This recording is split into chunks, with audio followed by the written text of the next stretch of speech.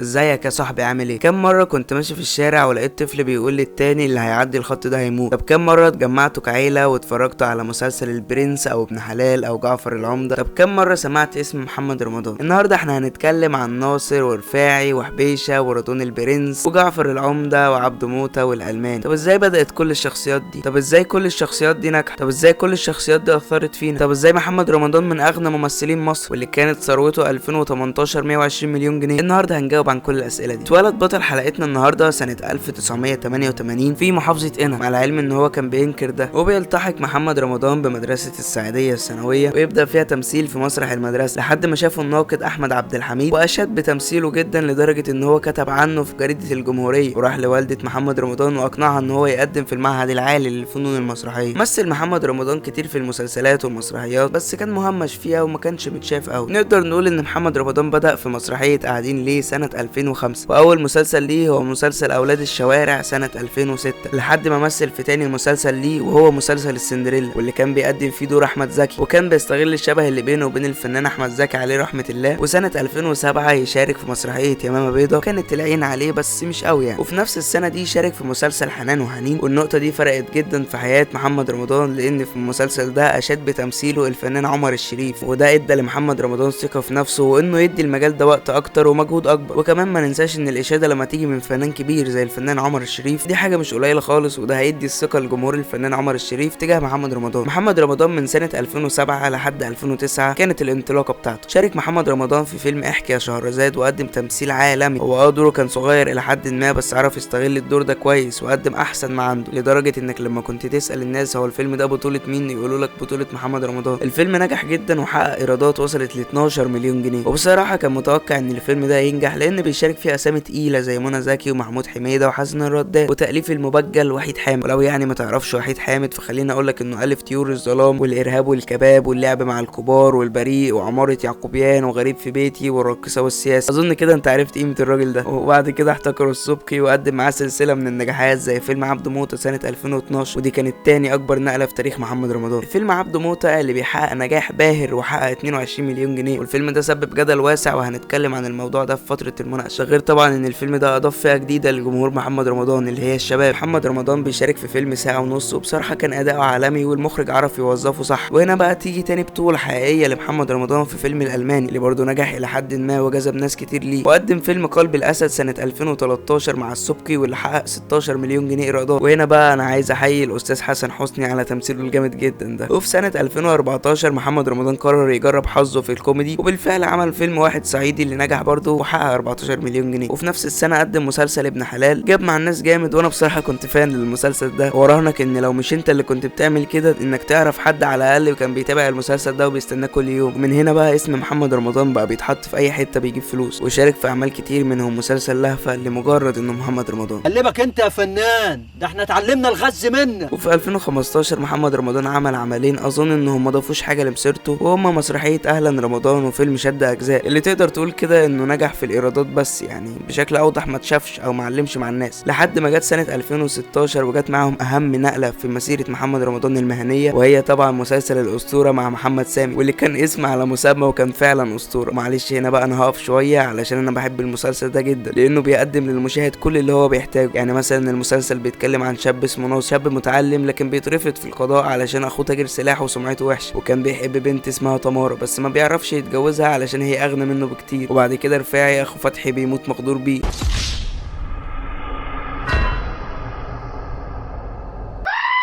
انت غبي ابن بتنام. وناصر كان غلبان جدا ما يعرفش يجيب له حقه. انت هنا كمشاهد عايز ايه؟ عايز ناصر يجيب حق اخوه بس كده؟ اهو اتفضل يا سيدي ناصر بيجيب حق اخوه. عايز ايه تاني؟ عايز ناصر ينجح ويبقى غني؟ اهو يا سيدي ناصر نجح وجاب فلوس اضعاف اضعاف اللي رفاعي كان بيجيبها. عايز ناصر ياخد حقه من تمارا؟ لا ده انا هخليه لك يتجوز من عيله تمارا، وكمان هخلي تمارا تتحايل على ناصر عشان يرجع لها وناصر مش هيوافق. اقول لك على حاجه، ده انا كمان هخلي جوز تمارا يبيعها عشان فلوس ناصر. الناس حبت المسلسل ده جدا لانهم شافوا حد شبههم بينجح وبيكسر الدنيا، وده بيديهم امل في الحياه. حقيقي العمل ده عبقري. خلونا نكمل. وفي 2017 2017 رجع لنا بفيلم جواب اعتقال، وزي ما في ناس حبت الفيلم زي ما في ناس كتير كرهته، برغم انه حقق 33 مليون جنيه. وفي نفس السنه ينزل فيلم الكنز وهو نجح الى حد ما وحقق 19 مليون جنيه. بس بصراحه انا حبيت الاسطوره، لا مش محمد رمضان، انا حبيت الاسطوره محمد سعد في الفيلم ده. الراجل ده بيفليكس علينا مهارته في التمثيل يا جدعان. محمد رمضان في 2017 ينزل بفيلم اخر ديك في مصر، واللي الكوميديا فيه كانت مبتذله وكانت من الاخر كوميديا كرينجي سيك، النكت اللي بتقولها لابن اختك عشان تضحك. انت هنا ممكن تقول ان محمد رمضان كان بيجرب الكوميديا تاني، بس يعني السهم ما صابش الهدف المره دي. وفي 2018 و19 نزل باكتر من عمل زي نسر الصعيد والديزل وزلزال اللي انا حسيتهم كانوا مكررين. وتيجي سنه 2020 وينزل مسلسل البرنس اللي يكسر الدنيا ويكتسح الارقام ويضع اسفله كل الاعمال اللي نزلت في نفس الموسم. هو كان مسلسل عائلي شويه بس قشطه يعني انا حبيته. وفي سنه 2021 نزل محمد رمضان بمسلسل موسى اللي ما نجحش اطلاقا وما جابش مع الناس. وفي نفس السنه يجي فيلم سر للغايه اللي كان سري لدرجه ان هو ما نزلش. وفي 2022 و23 ينزل بثلاث اعمال زي المشوار وهارلي وعزير. هو كان في حاجات بتنجح بس مش النجاح اللي متعودين عليه من محمد رمضان. لحد هنا بقى محمد رمضان قال لك كفايه لحد هنا مغامره، ونرجع زي الشطار كده لمحمد سامي اللي بيعتمد على استراتيجيه التشويق كل اخر حلقه اللي بتنجح كل اعماله. وبالفعل يجي رمضان 2023 وينزل مسلسل جعفر العمده، اللي انا هنا مش محتاج اقول لك ان المسلسل ده نجح ازاي، لانه عمل 300 مليون مشاهده خلال موسم رمضان، والهاشتاج بتاعه جاب 3 مليار مره استخدام، انت متخيل؟ وفي كلام ان في 2025 هينزل فيلم باسم اسد، واللي هنشوف فيه هل كل الخبرات اللي اكتسبها محمد رمضان في مسيرته الطويله دي هل هيستخدمها صح ولا هيغامر كالعاده. اظن ان كده كفايه قوي كلام عن محمد رمضان. تعالى بقى نناقش كل اللي احنا قلناه ده. بص، ايا كان انت بتكره محمد رمضان او بتحبه، تعالى نتفق ان هو شخص ناجح جدا وذكي، وانه بدأ من الصفر، لا مش من الصفر، لا هي من الصفر حرفيا. انا بدأت من الصفر. فيلم عبده موتة مثلا اثار جدل علشان كان بيتناول قضايا حساسه شويه وناس كتير اتكلمت عن العمل ده. كذلك الالماني اللي كان ليه نصيب واسع من الانتقادات. بعد كل الاعمال دي يا عيني محمد رمضان كان منتقد بشكل كبير. اي حاجه كانت بتحصل في البلد يقولوا محمد رمضان هو السبب. يعني مثلا لو في اتنين كانوا بيفطروا مع بعض واتخانقوا وضربوا بعض في جنوب شرق اكتوبر يقول لك بص هو محمد رمضان السبب. هو بصراحه عمل حاجات كتير سلبيه لكنه يعني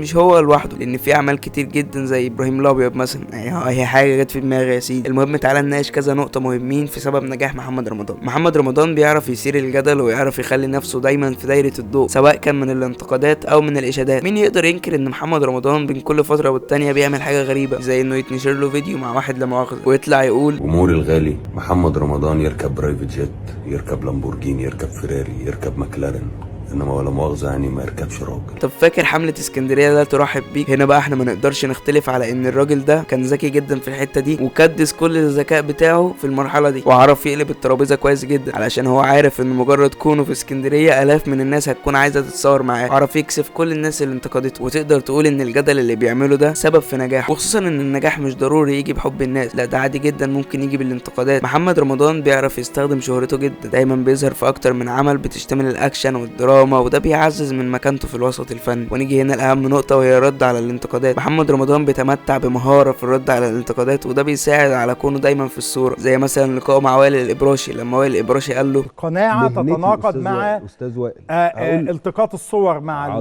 الثراء ومع السيارات الفارهه. وبعد كده محمد رمضان رد عليه وقال له يعني حضرتك ابقى انا دلوقتي عايز اتصور سيلفي، اروح نازل من العربيه راكب 128 واخد السيلفي وراجع عربيتي يعني. طب بلاش ده، فاكر اللقاء ده؟ اي واحد من جمهوري بيسمع نمبر 1 هو بيسمعها لنفسه، الملك بيسمعها لنفسه، اقوى كارت بيسمعها لنفسه. مثلا فايزه احمد لما غنت ست الحبايب هي غنتها لمامتها، هل ده معناه ان انا ما غناش لامي؟ لا بس انت بتغني نمبر 1. هل ال 100 مليون يا استاذ وائل، ال 100 مليون اللي بيسمعوا ست الحبايب بيسمعوهم ما بيتخيلوا ام فايزه احمد؟ حرفيا عنده قدره رهيبه في انه يقنعك بوجهه نظره حتى لو كانت غلط. كمان ما ننساش ان محمد رمضان شاطر جدا في ملعب تنوع الادوار، وده بيساعد انه يكون ليه جمهور من كل الفئات. وبفضل العوامل دي محمد رمضان بيحقق نجاح ملحوظ في مجاله وبيزود من لمعانه وسط كتير من النجوم. هل انت شايف محمد رمضان ناجح؟ طب لو انت شايفه ناجح ليه؟ بقول لك ايه، لو وصلت لحد هنا انا بحبك فشخ عامه، واعمل لايك بقى طالما انت حبيت الفيديو لدرجه انك وصلت لاخر ثانيه فيه. يلا سلام. رفاعي فين يا خال؟ رفاعي في الثلاجه يا ناصر، رفاعي في الثلاجه.